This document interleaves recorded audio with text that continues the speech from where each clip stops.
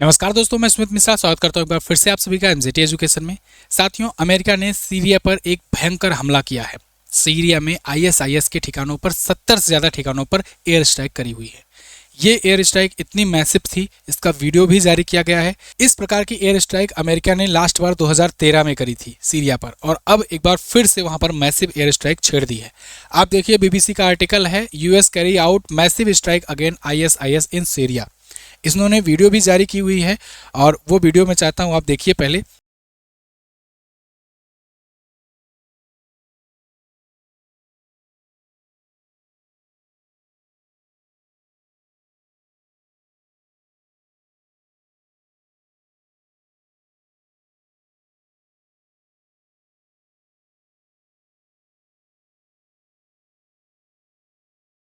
ये video fighter plane से लिया गया है, इसलिए थोड़ा सा थर्मल इमेजिंग टाइप का है दिख रहा है, लेकिन ये वो स्ट्राइक का वीडियो है बताया जा रहा है।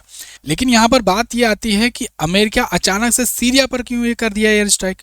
अभी तक तो कोई इसकी सुगबुगाहट नहीं थी। मतलब अमेरिका में खास करके डोनाल्ड ट्रंप जब से आए हैं तब से तो किसी देश पर कोई भी एक्शन लेने जाते हैं तो पहले 10 दिन पहले से चिल्लाना शुरू करते हैं, उसके बाद जाकर एक्शन लेते हैं। जैसे अभी वेनेजुएला को देखो, जैसे ईरान पर उन्होंने जब स्ट्राइक करी थी तब देखो, तो उसके पहले ये माहौल बनाते हैं, बढ़िया से प्रचार करते हैं, क्योंकि उनको मीडिया फुटेज भी चाहिए होती है।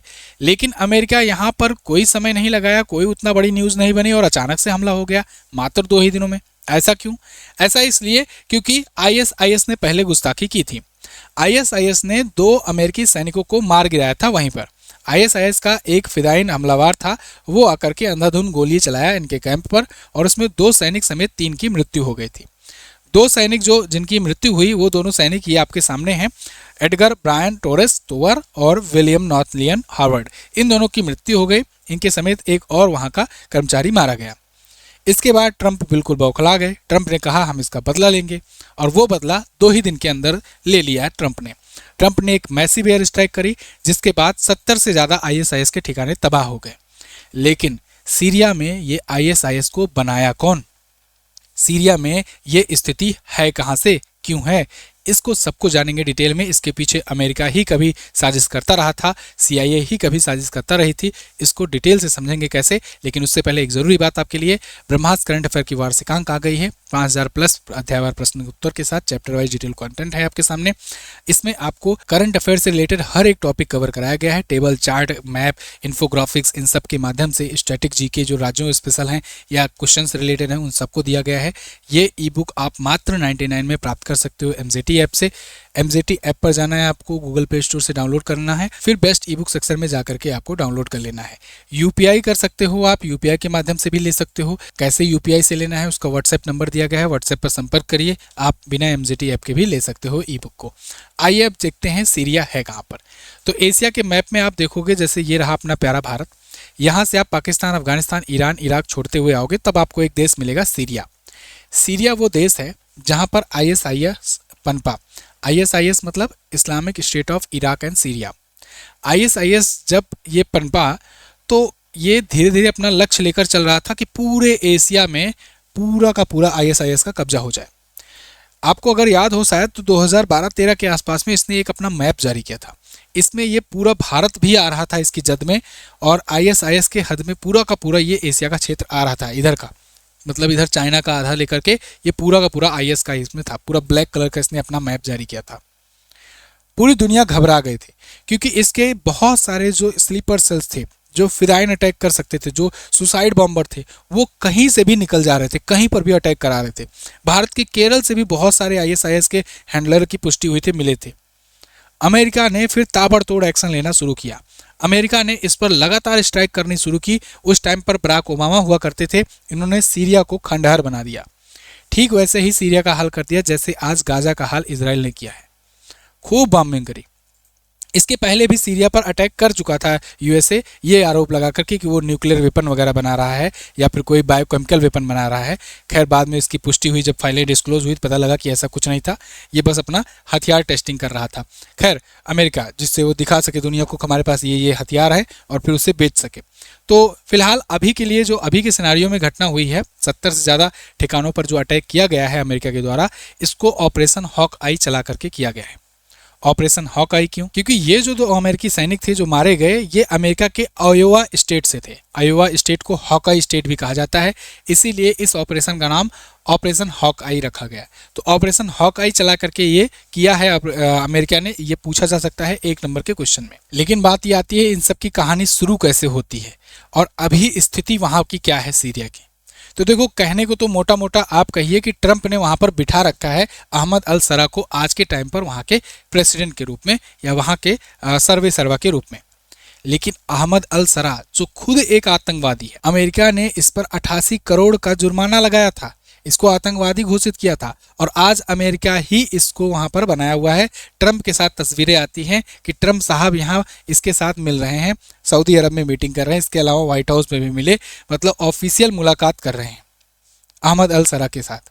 जबकि अहमद अल सरा जो है ये 2003 से अलकायदा में शामिल था, अलकायदा का कमांडर था। 2005 से 9 तक अमेरिका की कैद में रहा। इसके अलावा 2011 को नुसरा फ्रंट बनाया, असद सरकार के खिलाफ ही लड़ा, बशर अल असद के।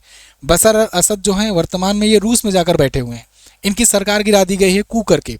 ठीक वैसे ही कू किया गया जैसे बांग्लादेश में हुआ, जैसे श्रीलंका में हुआ, जैसे नेपाल में हुआ, जैसे अफगानिस्तान में हुआ, ऐसे ही कू सीरिया में हुआ था और बशर अल असद की सरकार को उखाड़ फेंका गया, वो जाकर रूस की शरण में बैठे हैं, उनकी जगह पर इसको बैठाया गया। ये व्यक्ति जो खुद आतंकवादी रह चुका है आज ट्रंप के साथ मीटिंग्स कर रहा है, ट्रंप का सर्वे सर्वा बना हुआ है सीरिया में। 2016 में अमेरिका ने इसे आतंकवादी घोषित किया था और 88 करोड़ का इस पर इनाम रखा था कि जो कोई इसके बारे में इंफॉर्मेशन देगा 88 करोड़ उसको दिया जाएगा।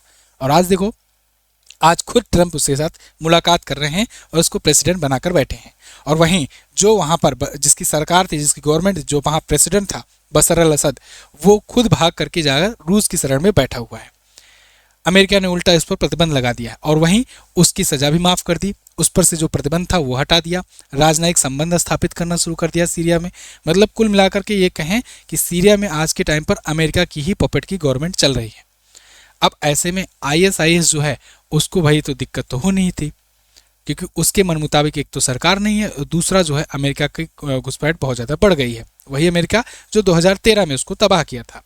तो अब ISIS जो है ये फिदाइन टाइप का अटैक कर रहा है, सुसाइड बॉम्बर भेज भेज करके। इसी तर्ज पर अभी रिसेंटली अटैक किया गया है अमेरिका के ऊपर और इसका जवाब अमेरिका ने इन बड़ी ऑपरेशन हॉकआई चला करके इन बड़ी स्ट्राइक के साथ लिया है।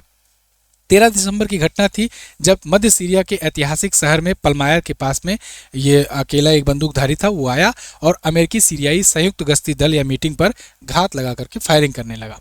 फिर 2 अमेरिकी और 1 अमेरिकी नागरिक की मौत हो गई। हालांकि आज के टाइम पर यह कहा जाता है कि सीरिया और इराक में 5000 से 7000 तक के लड़ाके अभी ISIS के हैं और ये एक्टिवली काम कर रहे हैं। जब से बशर अल असद की सरकार गिरी है तब से ISIS और ज़्यादा एक्टिव हो गया है और अब ये अमेरिकी सैनिकों पर अटैक करने लगा है। इसीलिए पहला ही जैसे अटैक हुआ अमेरिका ने इतना बड़ा एक्शन ले लिया जिससे आगे कुछ भी अटैक करने से पहले ISIS वाले सोचें। लेकिन सोचेंगे क्या जब खुद ही वो पैदा ही हुए हैं, वो ज्वाइन ही किए हैं मरने के लिए, सुसाइड बॉम्बर ही हैं सब लोग, उनको मरना ही है। जब जिसका भी मन भर जाता है कि बस जी लिए अब चलना है 72 हुरों के पास, तो वो निकल पड़ती हैं लेकर बंदूक लेकर। तो किसको किसको मारोगे, किसको किसको खत्म करोगे। तो और दूसरी बात, पनपाया कौन, बनाया कौन? बनाया अमेरिका नहीं। अमेरिका पर हमेशा से आरोप लगते रहे हैं अमेरिकी खुफिया एजेंसियों पर, CIA पर, कि ये चाहे पाकिस्तान हो, चाहे ये अफगानिस्तान में हो, चाहे ये सीरिया में हो, ये सब जगह पहले आतंकवादियों को खुद ही खड़ा करता है। मतलब आप आज के टाइम पर देखो, खुलेआम ट्रंप कर रहा है, क्या कर रहा है, ये अहमद अल सरा को खुलेआम मीटिंग कर रहा है और सीरिया की सरकार गिराई वहाँ पर कुछ महीनों पहले। मतलब बशर अल असद जो वहाँ का प्रेसिडेंट था उस पर कू करा करके उसको गिराया गया, वो भाग गया रसिया की शरण में। फिर कुछ महीनों के बाद ट्रंप के साथ मुलाकात करके इसने फोटो खिंचवा ली। तो मतलब साफ साफ था कि ट्रंप ने ही ये सब करवाया था या CIA ने ही ये सब करवाया था। तो अमेरिका ही खुद ही ये सब कराता है और बाद में अमेरिका पर ही भारे पड़ता है। याद है ओसामा बिन लादेन का साथ भी ऐसा ही था, अमेरिका ने उसे खड़ा किया था अफगानिस्तान में, धीरे धीरे वो बगावत कर बैठा और उसके बाद 9/11 कर दिया। तो अमेरिका, अब आप पाकिस्तान में देख लो, असीम मुनीर को देख लो या बाकी और पाकिस्तान के जितने भी टेरर ग्रुप हैं, इनको फंड कौन कर रहा है? अमेरिका से ही आ रहा है। नाम पर आता है पाकिस्तान के पैसा, लेकिन पाकिस्तान उसको कहाँ ले जाता है ये सबको पता है। तो अमेरिका ऐसा करता तो है, लेकिन बाद में इसको भुगतना भी पड़ता है। खैर, अभी के लिए तो 2 की ही गई जान, लेकिन अब ट्रंप है, ट्रंप ने ये अग्रेसिव कर दिया है मामला। अब देखना ये होगा कि कहीं ऐसा तो नहीं है कि सीरिया पर बड़े ऐसे स्ट्राइक करने के लिए और कुछ ऐसा करने के लिए या हथियारों को प्रमोट करने के लिए सीरिया को मोहरा बनाया गया फिर से?